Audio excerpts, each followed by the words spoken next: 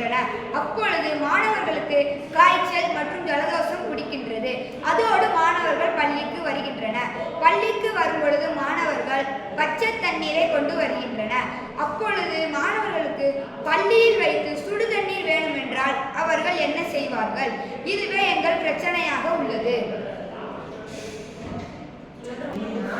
இதற்கான தீர்வை ராசா மிதுன்ராஜ் கூறுவார். ஒரு ஹீட்டர் மிஷினை தயாரிப்போம். இந்த ஹீட்டர் மிஷினுக்குள் மாணவர்கள் கேனை உள்ளே செட் பண்ணால் மட்டும் போதும். அந்த ஹீட்டர் மிஷின் ஆன் ஆகிவிடும். செயல்பாட்டை ரா வெங்கடேஷ் கூறுவான். இதான் எங்கள் கண்டுபிடிப்பு. இதான் ஒரு மாணவருடைய கேன். இதான் அந்த கேனை வைத்தால் இந்த மிஷின் ஸ்டார்ட் ஆகிவிடும். இது எப்படி செயல்படுகின்றது என்றால், இது ஒரு சோலார் பேனல். அந்த சோலார் பேனல் சூரிய கதிர்கள் மேலே படும்பொழுது ரெசிஸ்டன் என்ற ஒரு கருவியை வைத்துள்ளோம். அந்த ரெசிஸ்டன் என்ற சோலார் பேனலில் சூரியன் பற்ற உடனே அதில் எலக்ட்ரிக் எனர்ஜியாக மாற்றி இந்த மிஷினை ஸ்டார்ட் செய்யும்.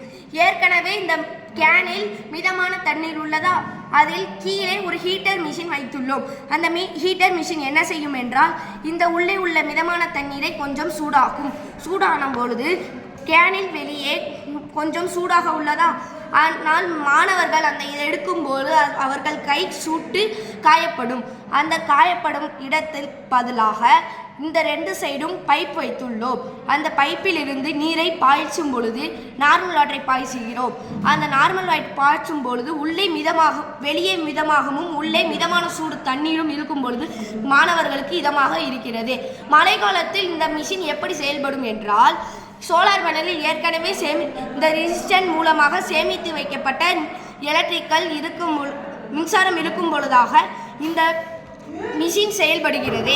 எனவே இந்த மிஷினில் ஒரு பைப் வைத்துள்ளதால் இந்த கை சூடாமலும் காயப்படாமலும் மாணவர்களுக்கு கொஞ்சம் இதமாகவும் இருக்கும், காயப்படாமலும் இருக்கும். நன்றி, வணக்கம்.